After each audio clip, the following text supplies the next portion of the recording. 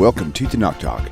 I'm your host, William Hall, broadcasting live from Kingsland, Texas, USA, with another episode of A Rabbi Cross-Examines the New Testament with Rabbi Michael the Man Skobac. Welcome back, sir. How are you this awesome, most excellent day? It certainly is. Good morning. Good morning. Good morning. For me, it's very good because it's not cold. You're in Texas. Well, it's not cold here either in the great white north of Canada. It was like minus 50 degrees over Shabbat, but now we're in a nice, mild. I don't think I've ever personally experienced anything probably less than, 17 degrees Fahrenheit, thankfully. Well, don't forget that we do everything here in centigrade. Right, gotcha. Where things sound a lot worse. Oh, I gotcha. Oh, so mine is 50 centigrade. So what does that calculate to be? You don't want to go near it. It's pretty bad.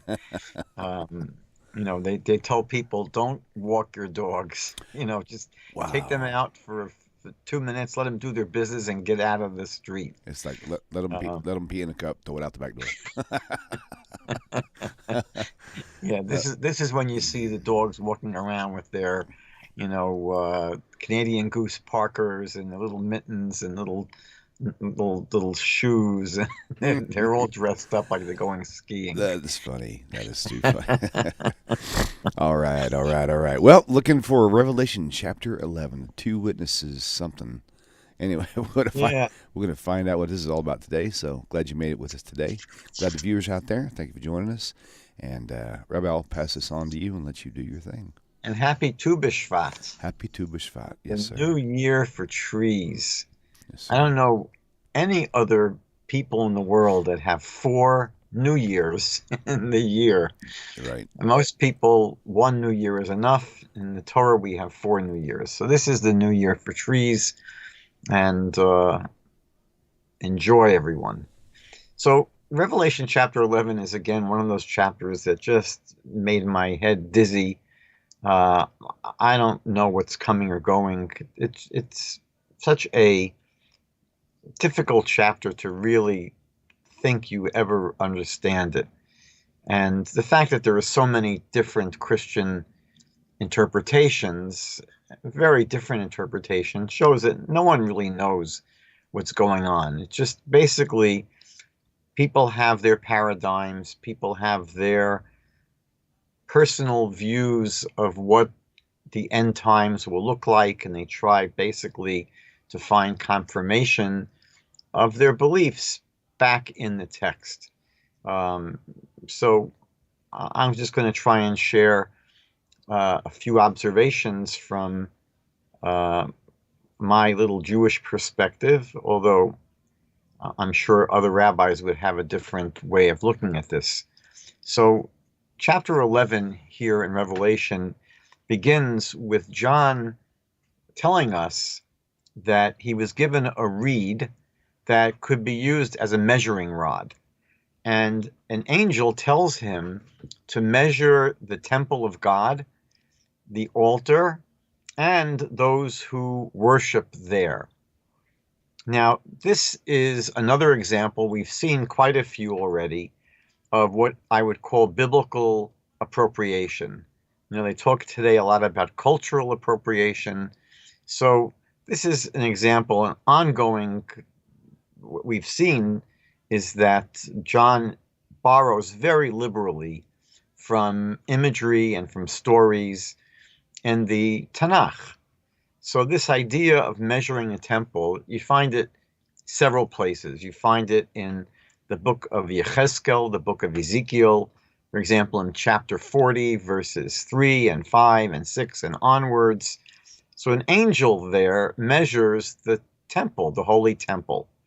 And then in the prophet Zechariah, chapter 2, verses 5 and 6, an angel appears to Zechariah in a vision holding a measuring line, and in his hand the measuring line is to measure the dimensions of Jerusalem. So you have already this image, this template of going to measure Jerusalem, measure the temple, and basically John inserts it into his book here, into chapter 11. Now, one of the mysteries of this chapter is what particular temple is he referring to? When he talks about measuring a temple, what are we referring to? Now, we know that the temple that was expanded, the second holy temple in Jerusalem that was expanded by Herod, so this was destroyed in the year 70. Now, there is a very, very small number, there are a very small number of Christian scholars who date the book of Revelation actually to the 60s. So theoretically, he could be writing about, from his perspective, the second temple, the Herodian temple. But this is a very, very, very minor view. Almost no one really seriously maintains it. And so the vast majority of viewpoints date the book of Revelation to, usually they say, in the last decade of the first century, in the 90s. Some people date it obviously even later. So in this view, he's apparently not referring to the second holy temple, to the Herodian temple. Now, what's interesting is that later on in the chapter, the very last verse in this chapter, verse 19, as well as in chapter 14, verse 7, 14, verse 17, and in chapter 15, verse 5, John writes about the temple of God in heaven. So some have suggested that that's what he's referring to here in the very first verse of chapter 11, that he's told to measure the temple of God in heaven. But it's not very compelling for many, many reasons. One of them is it's not really clear what it would mean to measure those who worship there. I mean, we're not clear who's worshiping in God's temple in heaven. It could be a bit mystical and mysterious. And there are many other views as a terms of what temple this is referring to. David Stern, in his commentary, suggests, as well as others, it's not just his point of view, that this is not referring to the third holy temple that will be built in the times of the Messiah, but he suggests that it refers to a future temple that will be built in the days of the so-called Antichrist. So he speaks about quite a few different temples in Jerusalem, and there is this temple, I guess it's very temporary, temple that will only exist during the days of this Antichrist, anti-Messiah, but it's not to be identified with the, for example, Ezekiel's description of the third holy temple that will be built during the times of the Messianic utopian age. And there are many other views in terms of what exactly are we referring to here, is John referring to when he speaks about measuring the temple. Now, in his vision, in verse 2 here, John is instructed not to measure the outer court, the outside court of the temple, which is where non-Jews were allowed to go. Now, basically, the architecture and the structure and the setup of the Temple Mount, the area of the temple, had different demarcations in terms of who is allowed to go where. So, for example, into the Holy of Holies, only the high priest could go. And then there are parts of the temple where only priests could go. And then there were other parts where Israelites could go. And there were parts of the Temple Mount where non-Jews were allowed to go, but no further. So the way the Temple Mount was structured, just a simple, just to visualize this, is that the area of the temple courtyard, so this is the largest, let's say, precinct of the Holy Temple. So there was a wall, a very low wall, less than a foot high, that was about 15 feet away from the outer courtyards of the temple itself. And this short little wall was called a chil. And on top of this wall was a wooden lattice fence that was about 30 inches high, and that was called the soreg. And so this structure of the chil with the soreg on top of it, which is again about 15 feet away from the outer courtyards of the temple, this was the sort of the dividing line where non-Jews were not allowed to go closer to the temple area. And not only the non-Jews, by the way, but Jews that had become ritually impure. And what's interesting is that archaeologists not long ago found a 2,000-year-old slab of limestone from the Herodian era that was basically a warning sign for non-Jews and for Jews who were ritually impure not to enter. Basically, it was a warning sign, do not enter sign. And they actually have this. It's one of the oldest relics we have from that time. And it's interesting that many commentaries suggest that this sort of partition, this wall with the fence on top of it, is what Paul was referring to in Ephesians chapter 2, verse 14, when he speaks about basically removing the middle wall of partition between Jews and Gentiles. And it's interesting that Paul himself created a very, very big stir in the temple. We saw this actually when we studied the book of Acts.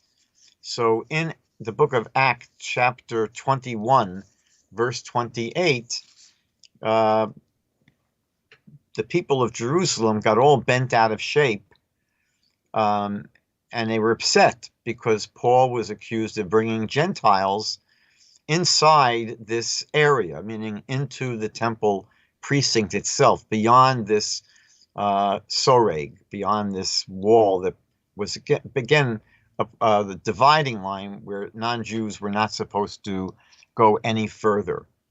So verse 2, which speaks about not measuring this area of the let's say the courtyard of the non-Jews, that the Gentiles will end up trampling the city of Jerusalem for 42 months. Interestingly, 42 months works out to 1,260 days, or 3.5 years. And for Christians that try to construct a whole end time scenario, they speak about the 7 years of tribulation.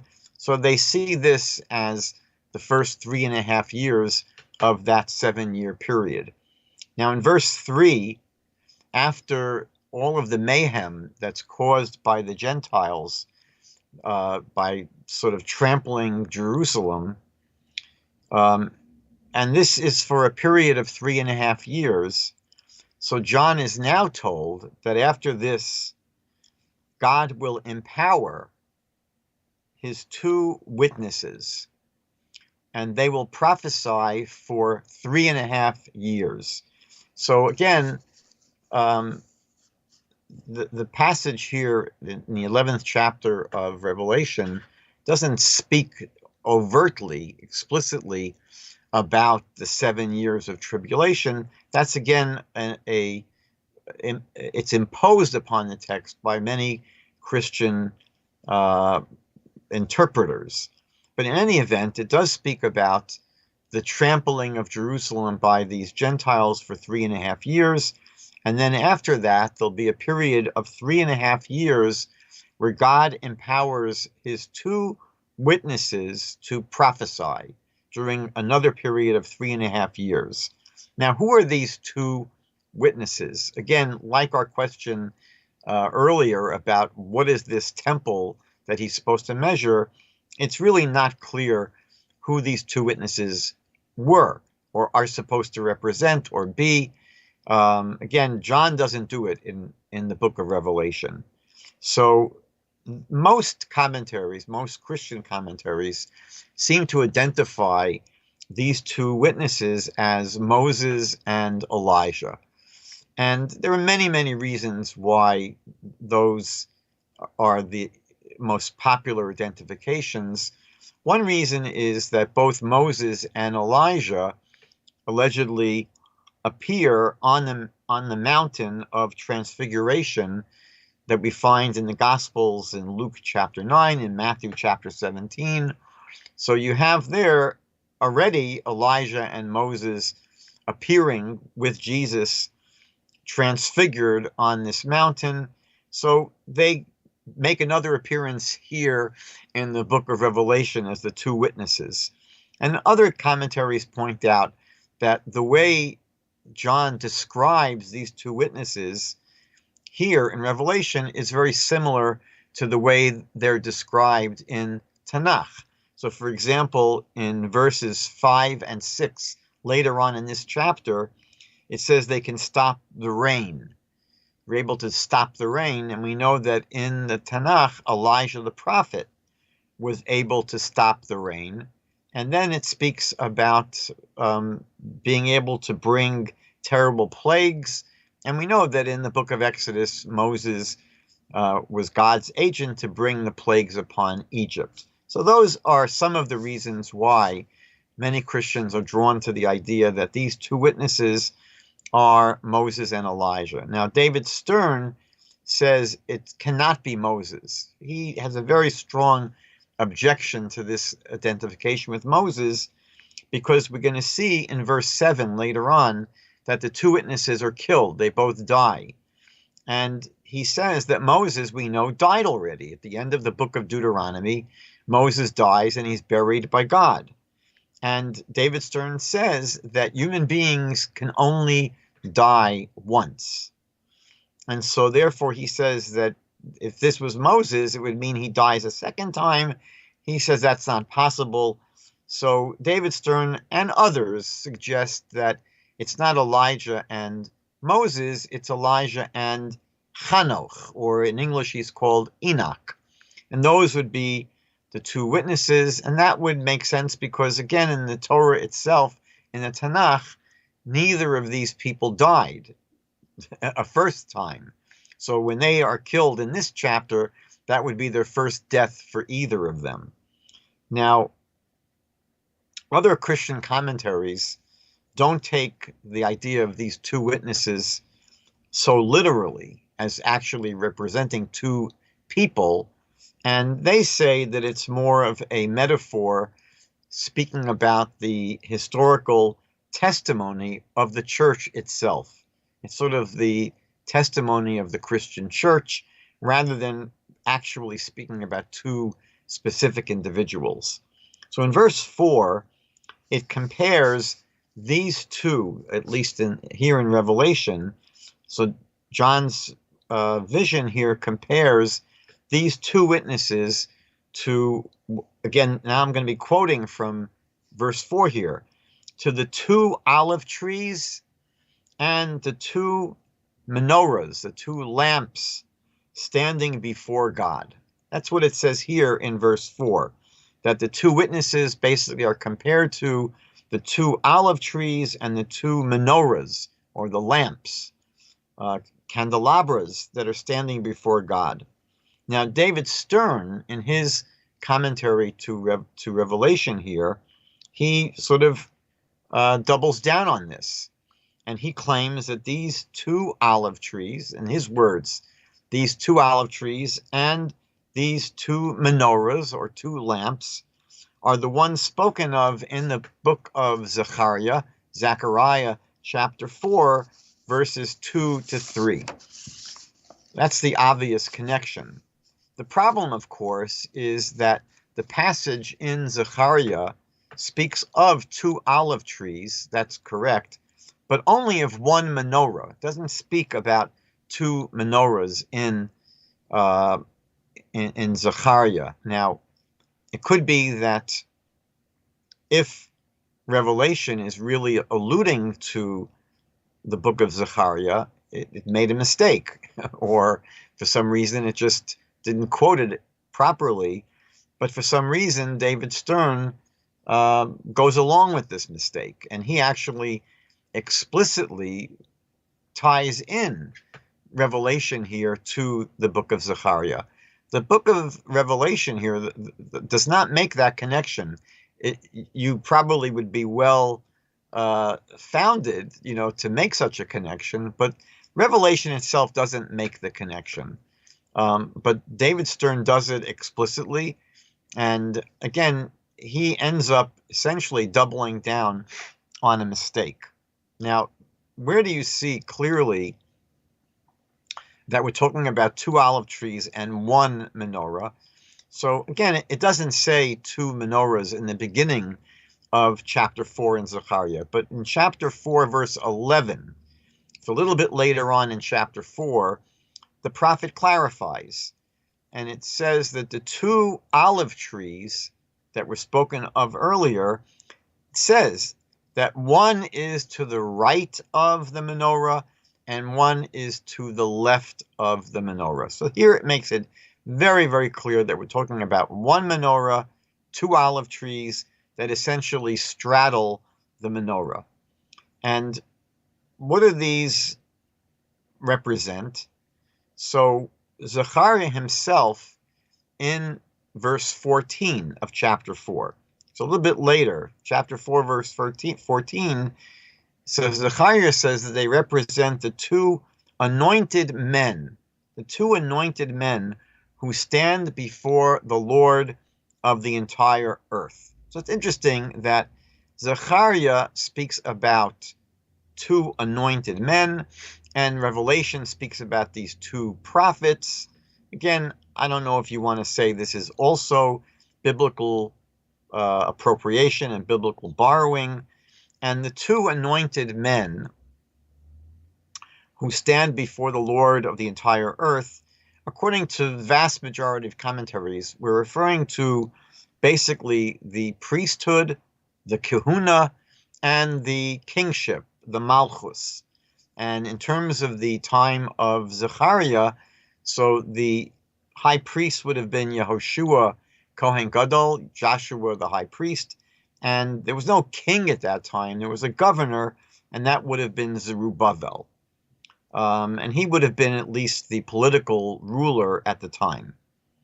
Now, John says, in again, Revelation here, that these 2 witnesses will prophesy, but it doesn't reveal what exactly their message will be. It doesn't talk about what they're going to actually say. And there's a lot of speculation in terms of what the 2 witnesses will actually prophesy, what they will preach. It's interesting that verse 5, the next verse in Revelation, says, if anyone wants to harm them, if anyone wants to harm these 2 witnesses, fire comes out of their mouths and devours their enemies. So they are pretty tough hombres. You don't want to mess with these 2 witnesses. But again, this is imagery that's already anticipated in the TaNaCh. So some more biblical appropriation. Jeremiah chapter 5, verse 14 speaks about God making his words in the mouth of Jeremiah like fire that will consume people like wood is consumed by fire. And then in 1 Kings chapter 1, verses 10 and 12, so we're told that at the word of Elijah, fire came from heaven and consumed the 50 men that Achaziahu sent to get Elijah the prophet. So this imagery of burning people up with fire through their mouths is, again, imagery that we already see in the TaNaCh. Now, what's interesting is that in verse 7, it says that when these two witnesses finish their testimony, the beast that comes out of the bottomless pit will make war against them and kill them. Now, this is coming out of the blue. We haven't really yet heard about any character, anything called a beast that comes out of the bottomless pit. So this is going to actually come and kill these two witnesses. Now, almost every single Christian commentary identifies this beast with the Antichrist. That we're going to see more about later on in chapter 13. So I'll save our discussion about the concept of the Antichrist for then. But there's obviously nothing in TaNaCh. This is an important point I want to stress here.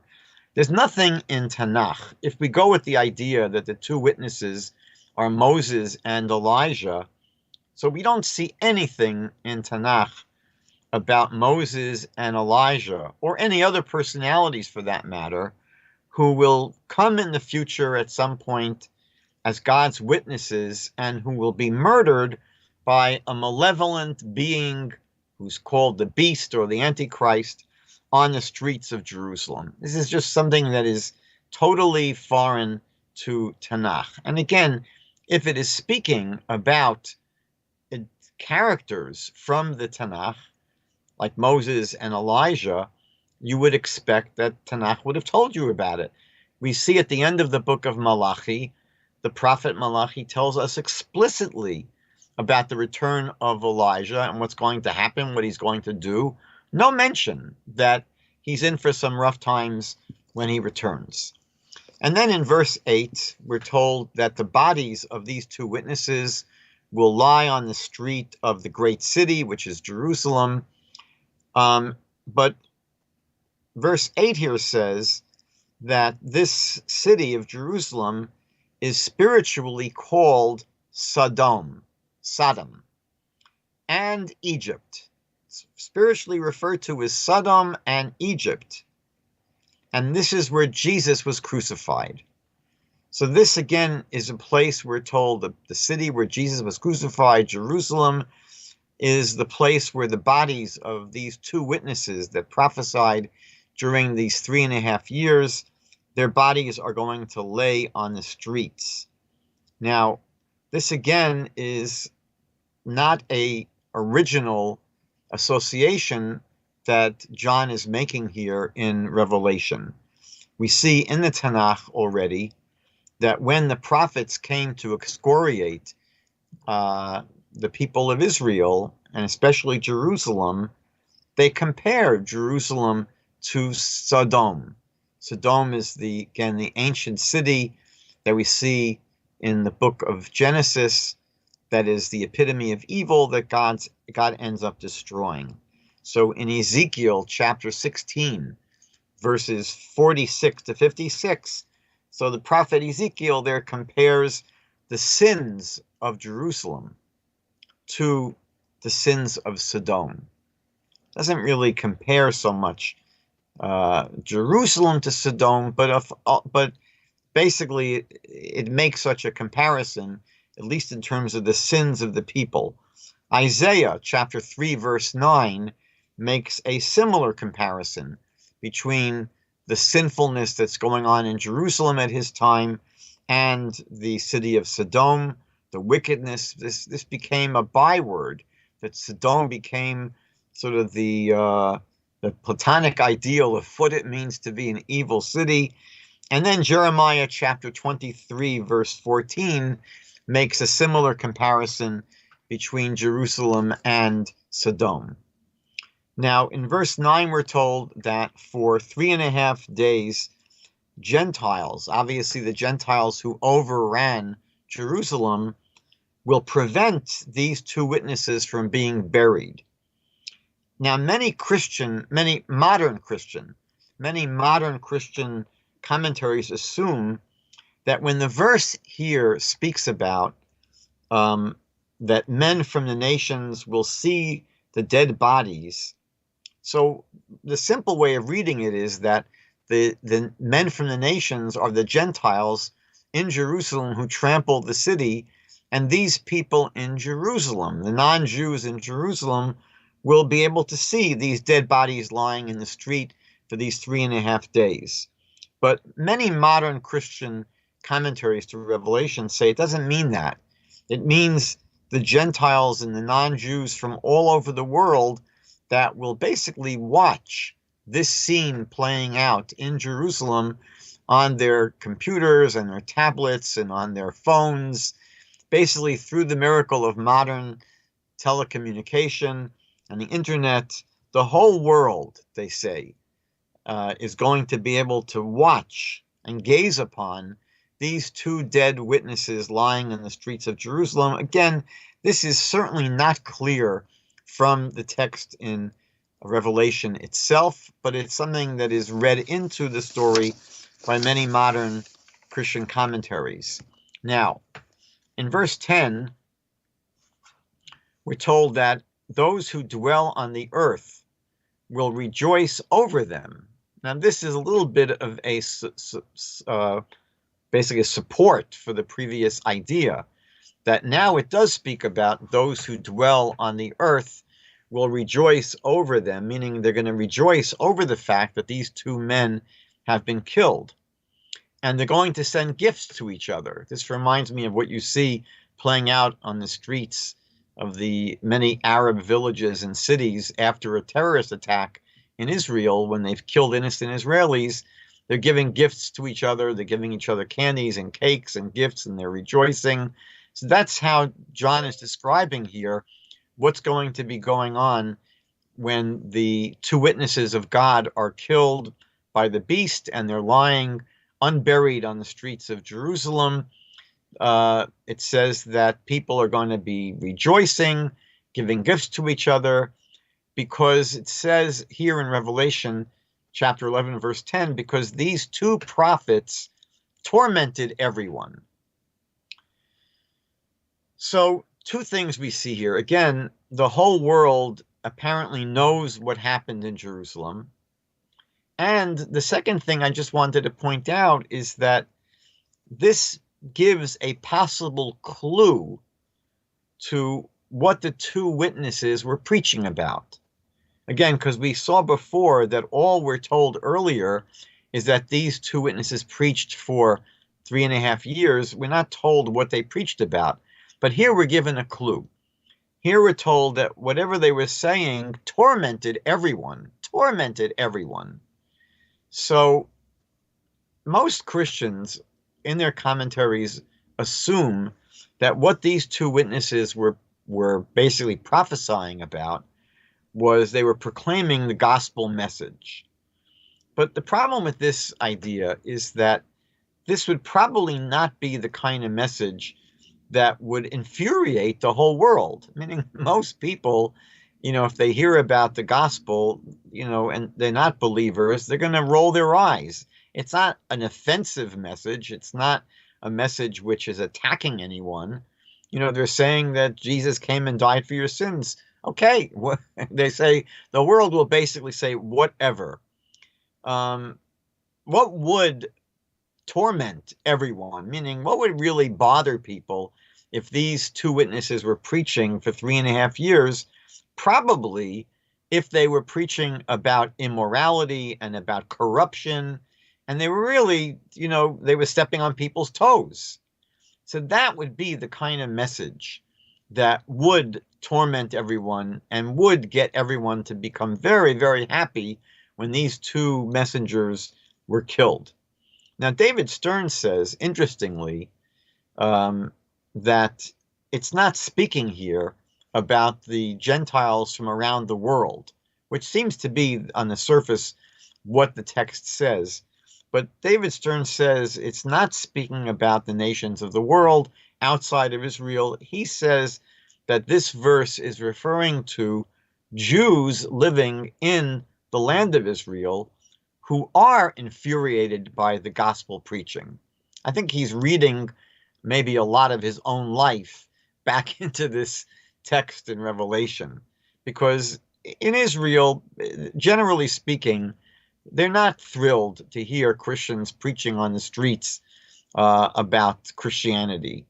They see Israel as a Jewish nation, a place where Judaism is the default religion. And, it would be like someone going into Tehran and preaching about Hinduism or Buddhism.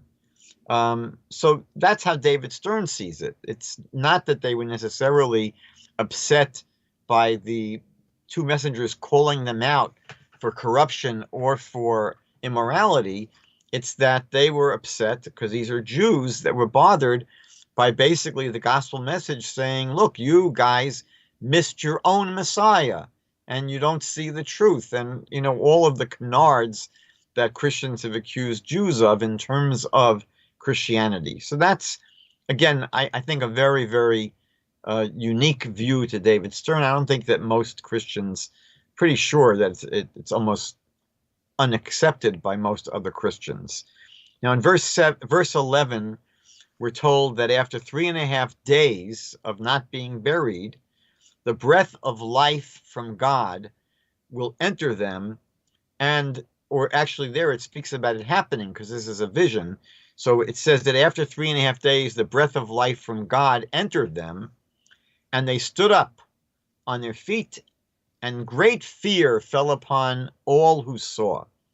Now, this idea of people that are dead coming back to life because the breath of God enters them, again, is borrowed from Ezekiel chapter 37, the famous vision of the valley of dry bones, where corpses come back to life, according to Ezekiel, because the breath of God entered them. So this, again, is imagery that is very clearly borrowed from TaNaCh. In verse 12, we're told that the people that were, terrified when they saw these two witnesses that were dead come back to life. So verse 12 says, when they heard a loud voice from heaven saying to them, not speaking about the people in Jerusalem that were watching the two witnesses. Verse 12 speaks about the two witnesses. So it says, when these two witnesses heard a loud voice from heaven saying to them, come up here, right? Get up here in heaven. And they ascended to heaven in a cloud, and their enemies saw them. And then in verse 13, in the same hour, there was a great earthquake, and 1/10 of the city fell, 7,000 in total. The rest were afraid and gave glory to God. In verse 14, it says that the second woe is past. Behold, the third woe is coming quickly. Now, this is reverting to the description of all the trumpets that we were reading about earlier, and the trumpets basically foretelling and forecasting great woes and tribulations. So the second woe here is referring to the sixth trumpet, which we've already discussed. And then there is in the book of Revelation a bit of an interlude after the description of the sixth trumpet. And now there's reference to the third woe, which is coming quickly. And so the third woe is going to be the seventh trumpet, which is coming soon. And this is a trumpet that's going to basically forecast terrible, terrible judgments.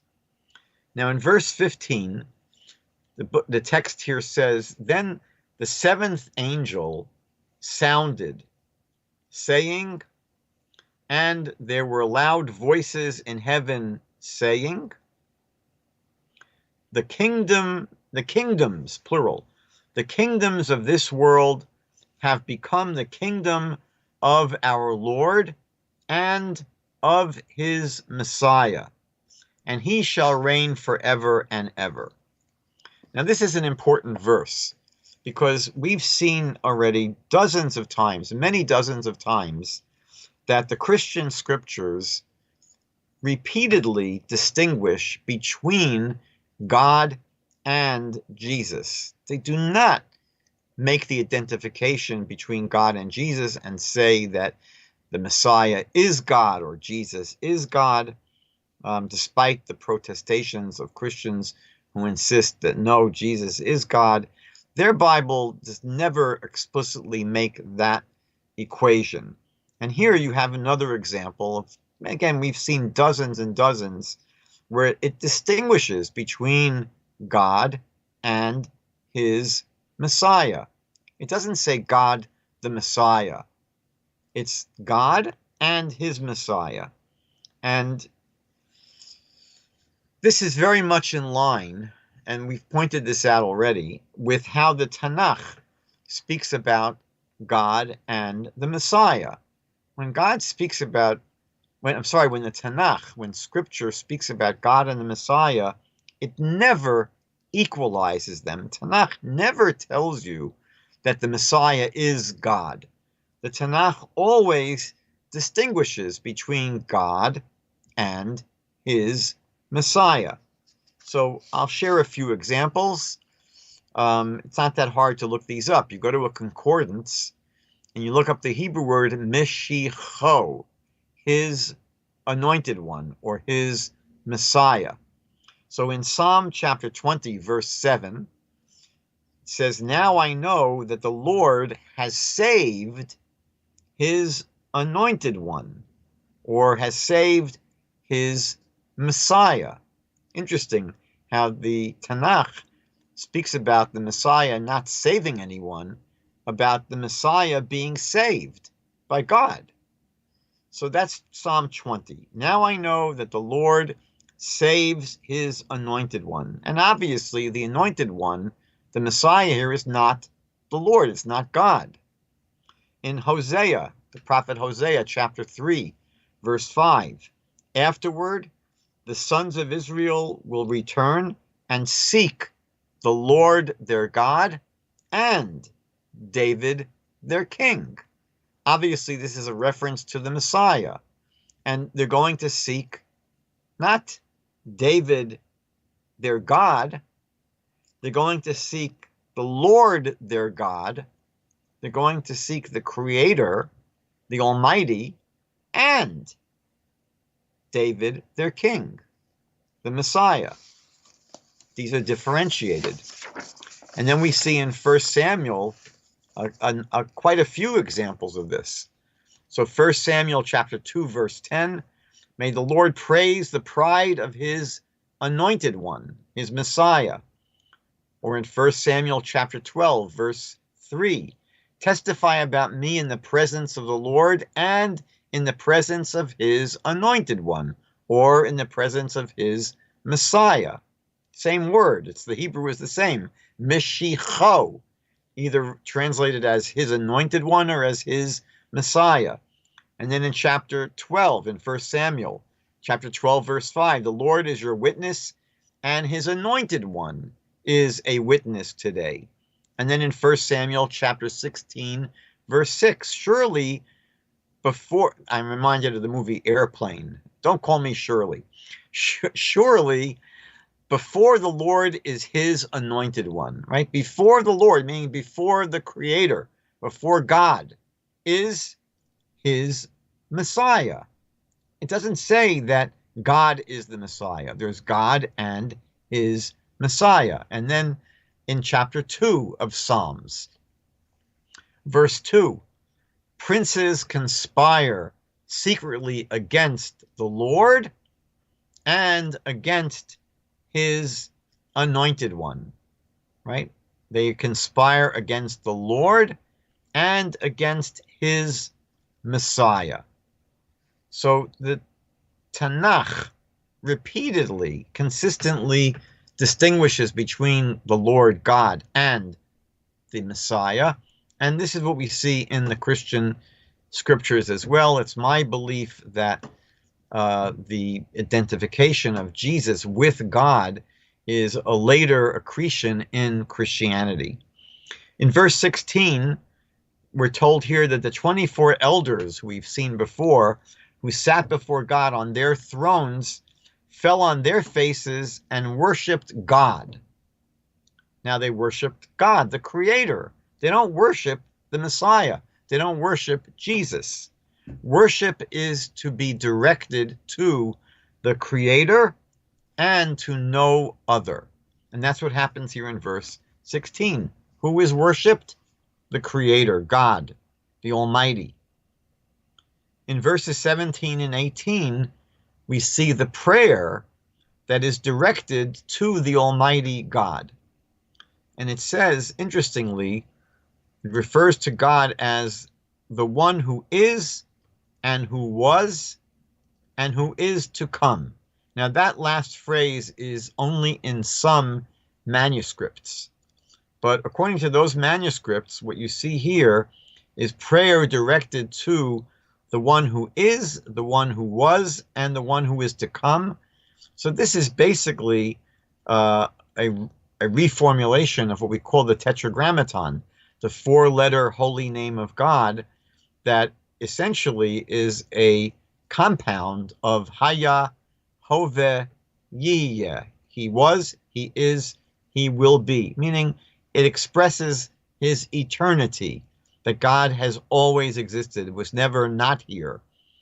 And so again, this is a clear reference to the Creator, to the Almighty, to God, not to Jesus.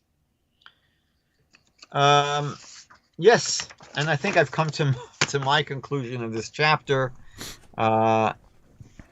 Okay. Again, I want to just say that I don't really understand what's going on. I don't think anyone does. You have dozens of different theories, what it represents, what it really means, what it stands for. As I mentioned earlier, there are entire different schools of thought, not just in terms of, how to interpret each verse, but how to approach the whole book of Revelation. Is it talking about something that happened in the first century? Is it talking about what's going to be happening in the end times? Is it symbolic? Do we take it literally? There's so many different points of view. And within any single one of these different schools of thought, let's take, for example, the most popular, which is the literal historic prophetic understanding of almost all evangelical Protestants, that it's basically forecasting what's going to happen in the end times. But even among those people, there are so many different views as to actually what is being forecasted, what is being predicted, how to understand these verses. It's basically, it's a mess as far as understanding it. Right. So that's my contribution to this chapter. Hopefully, we will continue next week, God willing, with chapter 12. Right on, right on. And it's interesting because sometimes when I read this, also, it kind of reminds me of someone who tries to use big words and elaborate stories all the time. You get to kind of thinking, should I even believe this guy? Just to try to sound intelligent or something. I don't know. Got to make it sound mystical, otherwise it won't match up with the Old Testament, if they want to call it that. So. All right, Rabbi. Well, you did good as always. Looking forward to seeing you again next week. And for everybody out there, thank you for tuning in. And we'll look forward to seeing y'all as well. And, don't forget about the Rabbi Singers coming to Dallas soon. So we need to get Rabbi Skobac to Texas. All right, take care, everybody. Thank you so much. Bye. Shalom, my dear friends. Hope this message finds you well. If you like the way this channel is going and the channel has been a blessing to you, please consider supporting the channel by going to the website, TaNaChTalk.com, TaNachTalk.com. Thank you once again for your time and for supporting TaNaCh Talk. Shalom.